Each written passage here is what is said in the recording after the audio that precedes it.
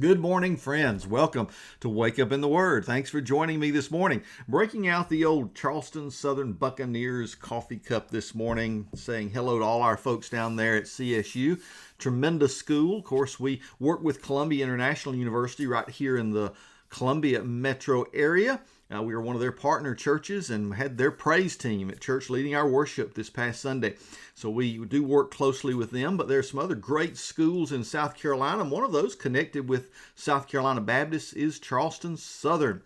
My daughter Libby actually is a graduate of there, as is my son-in-law Matt, and so we've got great experiences with them, including some of the many students we've through the years been able to send to CSU. Thank God for good schools like Charleston Southern, leading the next generation to understand a Christian worldview and how to live and work in this world with the faith of the Lord Jesus Christ at the head of your life, pointing you in the right direction. So, with that in mind, I want to get to this passage we've been in the Gospel of John, chapter 17. And we're beginning down there in verse number 9 today, where the prayer of the Lord Jesus that has been focused on his relationship with the Father and some things that have been very enlightening for us to understand, even to the point where he has now demonstrated how the disciples have grown in their faith toward him over time. Now, he turns his prayer toward them, and one word that is going to stand out today that we need to take a deeper look at, and that word is unity. Verse number 9, I pray for them. I'm not praying for the world, but for those you've given me, because they are yours. Everything I have is yours, and everything you have is mine, and I am glorified in them. I am no longer in the world, but they are in the world, and I am coming to you. Holy Father, protect them by your name that you have given me, so that they may be one as we are one. Now, Jesus is praying literally ahead in time when he says, I am no longer in the world. Well, yes, Jesus, you are in the world right now, but he's already looking forward to this time immediately after the crucifixion, where he's going to be descending to the depths. He's going to be taking the keys of death, hell, and the grave. He's going to then immediately ascend after a period of time to heaven. He's looking forward because he knows exactly what's coming, what's going to take place. I'm not going to be in this world much longer. I'm not there. Already looking in faith to the future that's going to happen on the other side of the crucifixion. So in that light, look what he's saying about the disciples. Praying for them that they may be one as we are one, he prays to the Father. How important is this attitude of unity? You see, the disciples are going to have a tough task. They're starting something that's never been started before. You know, in these days when you start a business or you start a church, I'm an old church planter and have mentored dozens of church planters. And as I look at things that we want to start from, we say scratch, we usually have some kind of pattern. And we can say, well, here's something someone else has done that has worked, and here's some of the principles behind that. And, when we say we're starting something new, really it's not new. Someone has probably done something like it or close to it at some time in the past. We can take their example and move from there. But the church of the Lord Jesus Christ is a brand new creature that's never existed before. No, nothing like this has ever occurred on the planet.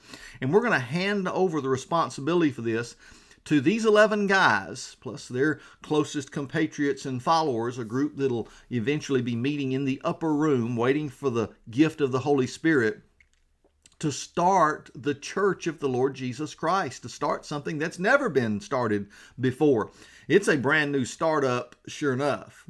And as he begins to pray for them in this endeavor that they're going to be facing, not just for their sanity through the entire drama of the death, burial, and resurrection of Christ, but he's praying for what's going to happen afterwards.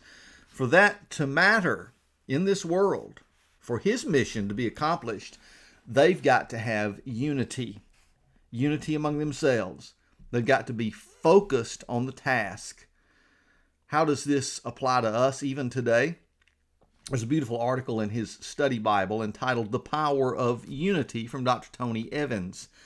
He writes, Jesus' high priestly prayer found in John 17 shows how much is at stake with regard to the church's unity.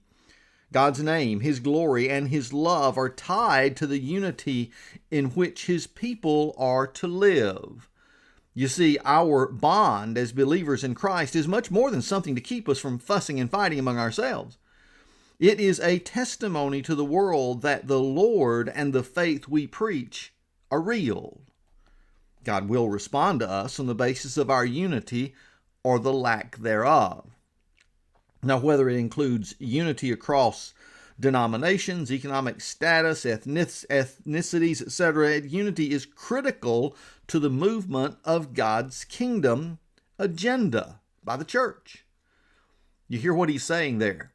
Unity is needed. Have you noticed that we tend in these days to dismiss that to the point that we break up into little groups willing to fight with each other literally across imagined lines, even in a town? Folks so upset at each other because of some church split that happened 20, 30, 40 years ago, a generation ago, that some of these same people that attend supposed churches of the Lord Jesus Christ won't even speak to each other on the street. That should not be so, my friends. Back to Evans. He says, let me state this principle another way. If we are functioning in conflict and disunity, God will limit His work in our lives. If we have time to be blessed but not be blessings, hang on.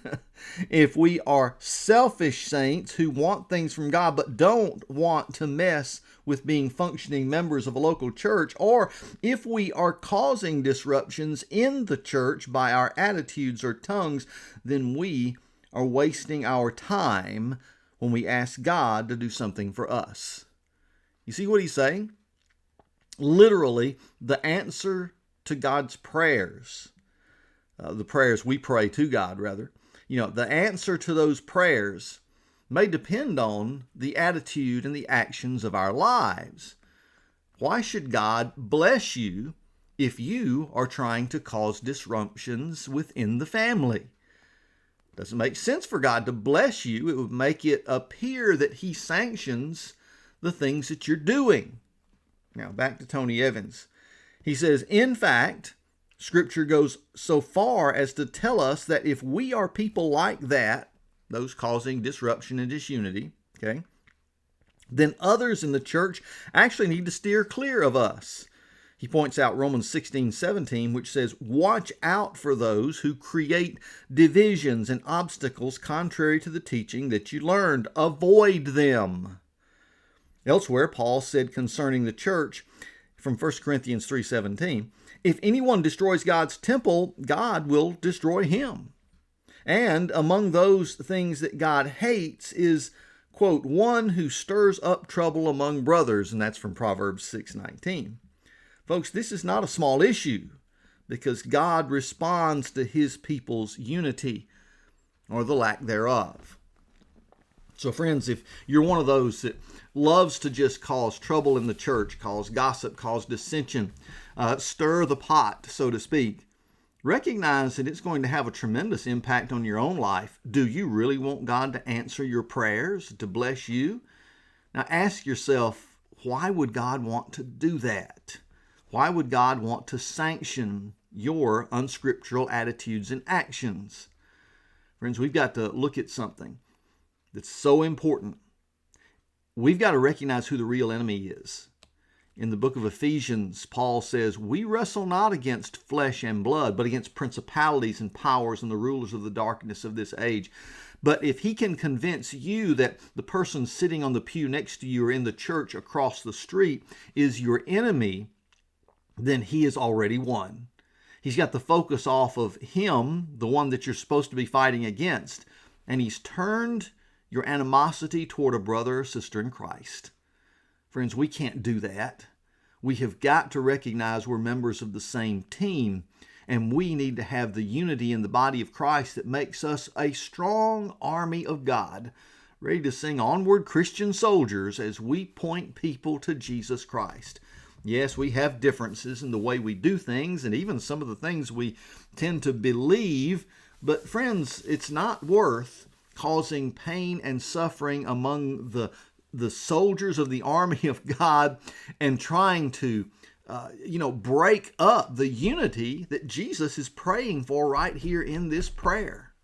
Once again, let's close this morning with the words of the Lord Jesus. I'm coming to you, Holy Father, so protect them by your name that you have given me, so that they may be one as we are one. Let's pray for the unity of the body of Christ, that oneness that will allow us to strongly stand up and proclaim the good news of the gospel until Jesus comes. God bless you. I'll see you again right here tomorrow as we wake up in His Word.